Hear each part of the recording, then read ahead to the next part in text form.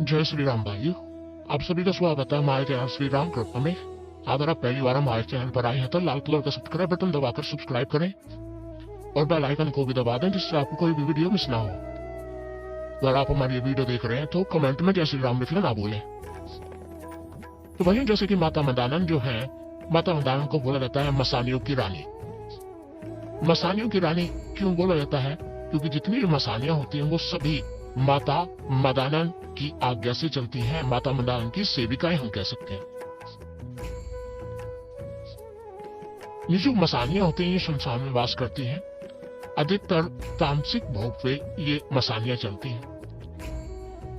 माता मंदानन को उस समय याद किया जाता है जब कोई मसानी है, अगर वो मान नहीं रही, मान लीजिए किसी के घर में मसानी छोड़ दी या फिर वो बिगड़ रही है, उस समय माता मंदानन की दुआ या उस समय माता मंदानन का जो सेवक है वो उन मसानियों माता मंदानन के द्वारा मसानी को मनाता है।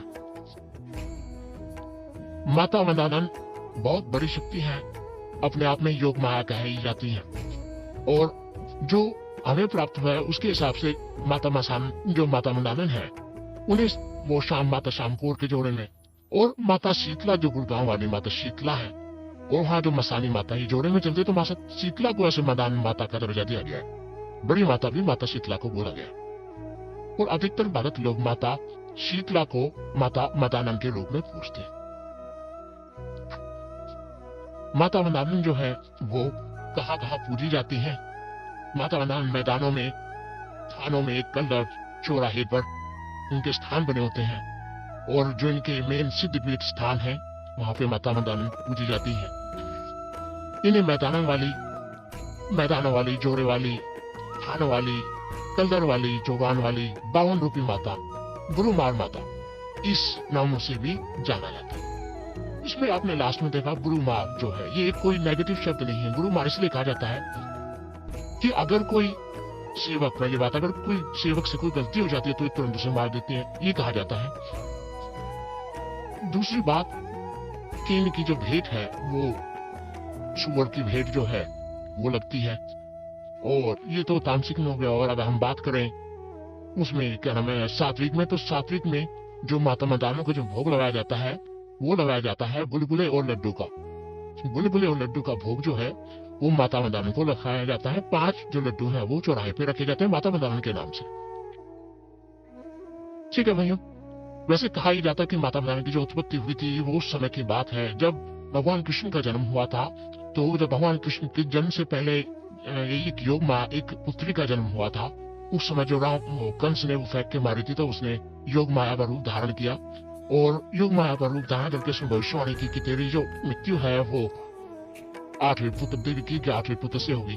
तो उस समय जो योग माया थी, उन योग माया को भगवान कृष्ण ने अपने माथे में धारण किया था और जब भगवान कृष्ण की मृत्यु हुई थी उनके पैर में तीर लगने के कारण, तो उस समय योग माया जब निकली तो भगवान कृष्ण ने उन्हें यही बोला था कि आप कलयुग में माता मंदानन के नाम से अवतार लोगी और समस्त लोगों के जो संकट है वो दूर करोगे, जो पापी लोग हैं उनका संहार करोगे। इस तरीके से बोला जाता है कि माता मंदानन जो है वो इस तरीके से उनकी उत्पत्ति हुई थी।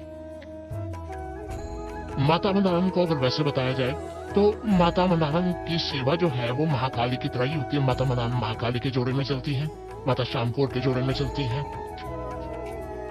माता मंदानन सबल सिंह बावरी और नाहर सिंह बावरी जो है वो माता मंदानन के द्वारपाल हैं। जब अगर किसी की भेंट, माता मंदानन की भेंट या फिर कुछ भूल चुक की बात हो जाती है तो सबल सिंह बावरी, सबल सिंह वीर और जो नाहर सिंह वीर जाके माता मंदानन की जो भेंट है उसको याद दिलाते हैं भगत को। और माता मंदानन जो है वो अति शक्तिशाली, समस्त संकटों को दूर करने वाली माता है। ये बहुत तेजस्वी, बहुत जिसे हम लोग कह सकते हैं बहुत शक्तिशाली, बहुत तेजस्वी और बहुत महान रूप में आज कलयुग में पूजी जा रही है माता मंदानन। ये अच्छे और बुरे दोनों में लोग इन्हें पूजते हैं। बुरी तो ये अपने दुश्मनों के लिए होती है, वैसे तो माता मंदानन प्यार वाली माता है। इनको अगर आप सात्विक रूप से पूजते हैं तो बहुत ये भला करती है लोगों का और बहुत सारी चीजों को जो संकट होते हैं उनको ही दूर करने में सक्षम होती है माता मंदानन।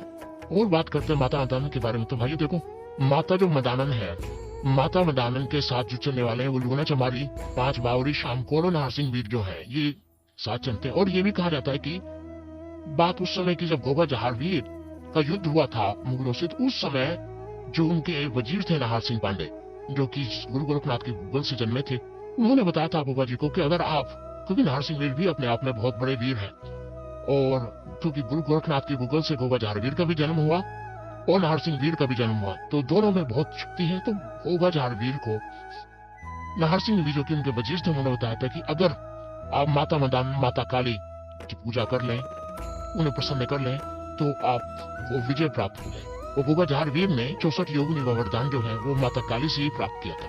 56 कल भी उन्होंने गुरु गोरखनाथ से प्राप्त किए थे और 52 भैरव भी उन्होंने गुरु गोरखनाथ से प्राप्त किए थे। उस जब उन्होंने माता मदान और माता काली को मनाया था, तो उस समय गोवा जहांगीर की विजय हुई। और कहते हैं कि माता मदान और माता काली जो है वो गोवा जहांगीर के साथ आज भी चलती है। वैसे जो माता मदान है, उनकी जो सबसे प्रिय भक्त थी वो थी नराती, जिसे कहते हैं। माता मदान की सबसे प्रिय भक्त थी नराती। और ये भी कहा जाता है कि अगर माता मदान किसी पे रूठ जाए, माता मदान किसी पे हावी हो जाए, तो माता मदान को शांत करने के लिए नराती की दुहाई दी जाती है। माता नराती, माई नराती जो है उनकी सेविका थी, उनकी दुहाई दी जाती है, जिसके कारण माता मदान शांत हो जाती है। अगर हम बात करें मसानियों की, तो देखो भाइयों, मसानियां तो बहुत हैं। कोई लोग 360 कहते हैं, कोई लोग 580 कहते हैं, क्योंकि देखो पूर्ण रूप से जानकारी जो है वो किसी को नहीं है। पूर्ण रूप से जानकारी की मांग, कोई कहता है कि जी अगर इतने मसानियां है तो सबके नाम गिना दो, तो इसके लिए मतलब बहुत अध्ययन करने की आवश्यकता होती है धर्म ग्रंथों को। और कोई उच्च व्यक्ति जो होता है, कोई उच्च, जिसे हम भगत कहते हैं, क्योंकि देखो होता ये है कि किसी भी देवता की कई लोग भगत बन जाते हैं। आपको मैं उदाहरण के तौर पर बता दूं कि गोवा जहांगीर का कोई अगर भगत है, तो उसे जो अध्ययन किया है, जो लोगों ने बताया है, उसी के बारे में पता है। शक्ति चलानी आती है, पर ये नहीं पता कि कैसे आए, क्या शक्ति है क्या नहीं है। कलोपन बाबा के बारे में लोगों को पता है, शीश पे आते हैं, सब कुछ होता है, पर ये नहीं पता ये कैसे शुरू हुआ, कैसे आए, कैसे नहीं आए। असली आगरा की सच्ची सरकार बोले जाते हैं बाबा बीरबला की, उनके बारे, उनकी शक्ति चलती है, वो खेलते हैं, कार्य करते, पर उनको ये नहीं पता कि ये कैसे जन्मे, कैसे नहीं। सच भगत को नहीं होता, क्योंकि जो सुनने बातें वही चलती है। लोगों को क्या पता होता, लोगों को मैं ये पता होता कि हाँ पूजा कैसे लगानी है, सेवा कैसे लगानी है, काम कैसे निकालना होता है। तो मसानियों में जो आड़ मसानी, वीर मसानी, बसंती मसानी, जल मसानी, पहाड़न मसानी, शेरला मसानी, गुग्गर मसानी, शिशपत्ती मसानी, फूल माता, रुकमन माता, ये अलग अलग तरीके की मसानियां हैं। जेवर वाली मसानी, गुरगांव वाली मसानी, वो सारी मसानियां होती हैं जो कि माता मदानन के साथ चलती है। और ये सारी माता मदान के साथ माता काली की सेवकाएं भी कहाई जाती हैं। इस तरीके से 64 जो योगिनी है वो माता काली की सेवा में रहती है। उसी प्रकार से ये मसानियां, ये भी माता काली की सेवा में, माता मदान की सेवा में रहती है। ये जोड़े में भी चलती है। उसके बाद अगर बात करूं तो जब माता मदान जो है, मैंने आपको बताया, जैसे बुरे पे भी अच्छे पे भी दोनों पे चलती है। ये जो प्रश्न है, ये बहुत बड़ा प्रश्न है। ये मुझे भी नहीं पता, मैं आपको सच्ची बात बताता हूँ कि जो माता भी कहते हैं वो बुरे में चलती हैं, क्योंकि देखो कहते हैं लोग ये कि भगत के वश में होता है भगवान, और भगत लोग इसे चलाते हैं, भगत लोग चलाते हैं इसे। पर मेरे कहने का मतलब ये है कि यही क्यों माता काली, माता मदान, माता मसानी, यही क्यों भैरव, बहुत मतलब जो और देवता होते हैं, तांत्रिक देवता होते हैं, वो ही क्यों बुरे में चलते हैं। हनुमान जी को बुरे में चला के दे दो, और मोमराम को बुरे में चला लो, माता संतोषी को बुरे में चला के दिखा दो, वो तो चलते ही नहीं है। उनके भगत कितने भगत तो वो भी नहीं चला सकते भाई उन्हें, तो वो क्यों नहीं चलते और ये क्यों चलते। इसका जो भोग भेंट तो देखो उनको भी मिलते हैं, भोग भेंट तो इनको भी मिलती है, पर क्यों चलते हैं, क्यों नहीं चलते, इसका पता अभी तक मतलब मैं भी सोचता हूँ कि क्यों। क्योंकि माता है तो माता किसी का बुरा नहीं चाहेगी। तो उसका प्रश्न का उत्तर तो अगर आपके पास हो तो मुझे कमेंट में जरूर बताना। पर कहते हैं कि माता मदान बुरे में मतलब भगत लोग इन्हें बुरे में चलाते हैं, क्योंकि जब भगवान किसी के वश में हो जाता है, वश में हम लोग कैसे प्रसन्न जब उनसे कर लेते हैं तो वचनों के द्वारा तो काम करते हैं। माता मदान के बारे में बोला जाता है कि जब इन्हें कहीं छोड़ा जाता है तो ये उनके घर के पितरों को बांधते हैं, सबसे पहले देवता को बांधते हैं, और उस घर में अचरज बीमारियों का आगमन हो जाता है और बहुत हाहाकार उस घर में बच जाता है। जिस घर में माता मदान अगर बिगड़ जाए उस घर को तबाह कर देती है। माता मदान अच्छी से अच्छी जगह, बुरी से बुरी जगह में भी भगत का साथ देती है। इतनी शक्तिशाली होती है ये, और इन्हें का कोई परहेज नहीं होता। ये हर कहीं हर जगह माता जो मदान ये चली जाती है। माता मदान जब आती है तो ये खासकर देखा गया, अगर आपने उनकी सवारी देखी हो तो जिस तरीके से, क्योंकि मैंने आपको पहले बताया कि शीतला माता को माता मंदान के रूप में पूजा जाता है या फिर माता मंदान शीतला माता है, तो उस समय क्या है कि माता शीतला जो है वो भगवान शिव की भगवान कृष्ण की मदद थी।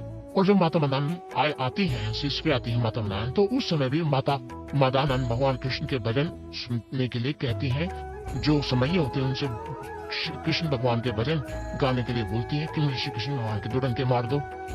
उससे ये तो जाहिर होता है कि कहीं ना कहीं माता मंदाना और शीतला माता एक ही है। तो ये जो जानकारी थी मेरे पास, ये जानकारी जो थी मैंने आपके साथ शेयर की। तो मुझे आशा ये जानकारी आपको पसंद आई होगी। और अगर आप पहली बार हमारे चैनल श्री राम कृपा में, तो आपके सामने जो लाल कलर का बटन है सब्सक्राइब का, उसे दबा के चैनल को सब्सक्राइब कीजिए ताकि आप हमारे साथ जुड़ सके। बेल आइकन को दबाइए, घंटे के निशान को, ताकि जो भी हम जानकारी डालें भक्ति भक्ताई से जुड़ी वो सबसे पहले आपको प्राप्त हो।